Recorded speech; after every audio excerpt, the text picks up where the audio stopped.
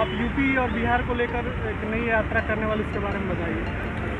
पहले सभी साथियों को जय भीम जय मंडल। मैं अवधेश यादव, प्रदेश अध्यक्ष दिल्ली से। हम आगामी 25 अगस्त से आत्मसम्मान मंडल संकल्प यात्रा शुरू करने जा रहे हैं।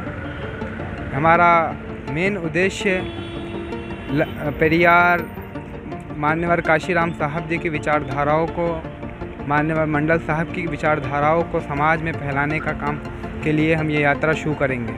ये यात्रा कहाँ से होकर कहाँ तक जाएगी? ये बिहार मधेपुरा से शुरू होगी ये यात्रा और 7 जिलों से होते हुए गुजरेगी।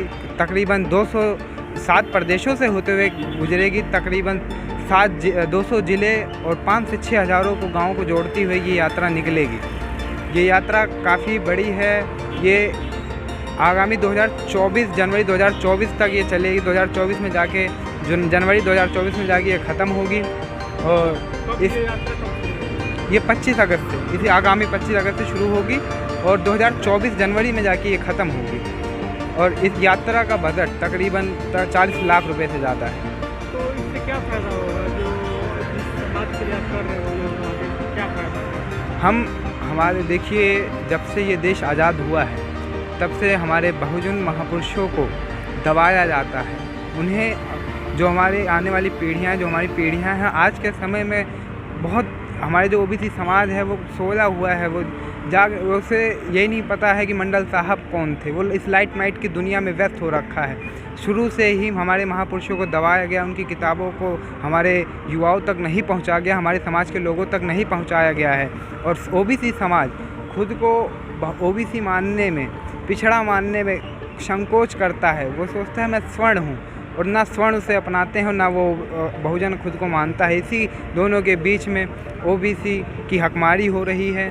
ओबीसी लगातार टारगेट किया जाता है। ओबीसी को शतरंज के खेल में मोहरा बना के उपयोग ये केंद्र सरकार और मूलवादी लोग करते हैं।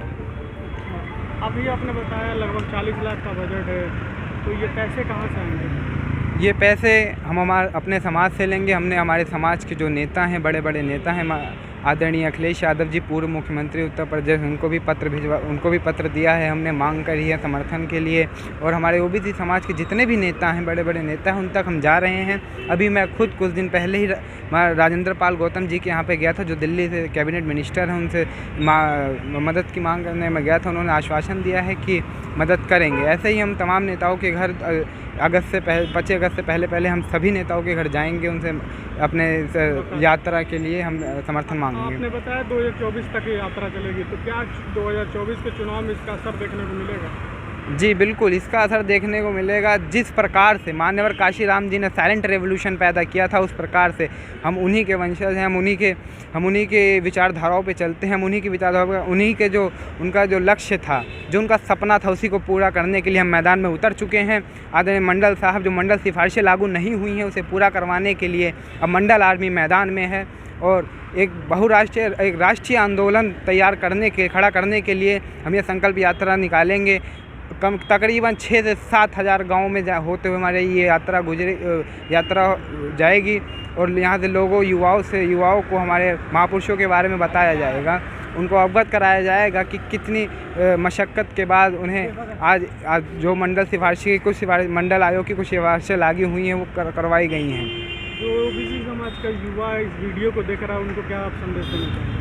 मैं अपने ओबीसी समाज के युवाओं से हाथ जोड़कर ये निवेदन करता हूँ कि कृपया यही वो समय है कि जाग जाइए, वरना आने वाला भविष्य गूंगा बहरा हो जाएगा। हमारा अधिकार हमसे छीना जा रहा है साथियों। हमारे 27% रिजर्वेशन दिया था हमें। 52% आबादी है हमारे इस देश में। 1931 में गिनती हुई थी हमारे समाज की, लेकिन उसके 1931 में अंग्रेज़ों ने करवाई थी। उसके बाद से आज तक कोई गिनती नहीं हुई। हम लगातार जातिगत जनगणना की मांग कर रहे हैं, धरना प्रदर्शन कर रहे हैं, लेकिन सरकार कोई सुनवाई नहीं कर रही है। ओबीसी रिजर्वेशन में creamy layer, non creamy layer लाकर इसको भी ख़त्म करने की पूरी साजिश है। ओबीसी समाज को कि ये केंद्र सरकार, मोदी सरकार एक हनुमान बना के, ओबीसी नेताओं को हनुमान बना के समाज को कुचलने का काम कर रही है और कुछ नहीं कर रही है। मैं ओबीसी समाज के युवाओं से अनुरोध करता हूँ, कृपया अपने महापुरुषों को पढ़िए, बिंदेश्वरी प्रसाद मंडल जी को पढ़िए, माननीय काशीराम साहब को पढ़िए, मुलायम सिंह यादव जी को पढ़िए, उन्होंने किस प्रकार से अब हमारे पिछड़ी जातियों को न्याय दिलाने के लिए संघर्ष करा। आदरणीय लालू प्रसाद यादव जी को पढ़िए। जब माननीय काशीराम जी ने साइलेंट रेवोल्यूशन चलाया था, उस समय पिछड़ी जातियाँ जाग रही थी, हद तक जाग चुकी थी।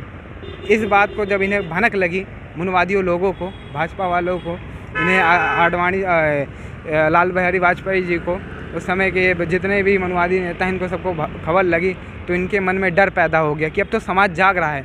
तब इन्होंने श्री राम लला हम जाएंगे मंदिर वहीं बनाएंगे, मंदिर का मुद्दा छेड़ दिया। दोबारा पैदा कर पाएंगे आप लोग? जी बिल्कुल करेंगे, वो डर दोबारा पैदा बिल्कुल करेंगे हम। इस आज के समय में ये हमारे समाज को गुमराह कर रहे हैं हिंदू मुस्लिम के नाम पे। अगर कोई न्याय के खिलाफ आवाज़, कोई भी अन्याय के खिलाफ आवाज़ उठाता है तो उसके घर पे बुलडोजर चलवाने की धमकी दी जाती है। ये हिंदू मुस्लिम की राजनीति ज़्यादा दिन नहीं चलने वाली। हम इसी को ख़त्म करने के लिए, अपने समाज के अधिकारों को उठाने के लिए हम ये मंडल संकल्प यात्रा शुरू कर रहे हैं। अभी आपने जहांगीरपुरी में देखा होगा किस प्रकार से इतने दंगे हुए, लगातार दंगे होते हुए देश की दूसरी सबसे बड़ी आबादी पे ये हमेशा संकोच, उन पे अत्याचार, जुल्म ढाए जा रहे हैं। ये हमारे मुसलमानों के इतिहासों पे शक कर रहे हैं। मैं इनसे कहना चाहूँगा, एक बार उन्हें पढ़िए, अब्दुल सफ़र साहब को पढ़िए। जब उन्हें जेल ले जाया जा रहा था तो अंग्रेज़ों अफसरों ने उनका मजाक उड़ाते हुए कहा था कि दमदमे में दम नहीं, दमदमे में दम नहीं, दमदमे में दम नहीं, ये जफ़र, दमदमे में दम नहीं, खैर मांगो जान की, दमदमे में दम नहीं, खैर मांगो जान की, ए जफ़र, ठंडी हुई शमशीर हिंदुस्तान की। तब हमारे जफ़र, इस भारत माता के वीर सपूत ने क्या जवाब दिया था पता है आपको?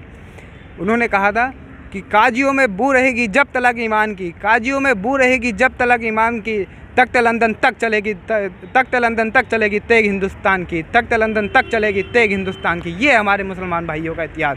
मैं अपने समाज से, अपने दलित समाज से, अपने ओबीसी समाज भाइयों से अनुरोध, हाथ जोड़कर विनती करता हूँ, इनके ये हिंदू मुस्लिम धर्म की राजनीति में ना फंसिए और अपने समाज को जानिए, अपने समाज के महापुरुषों को जान के उनके बारे में पढ़िए, अपने अधिकारियों के लिए लड़ना सीखिए।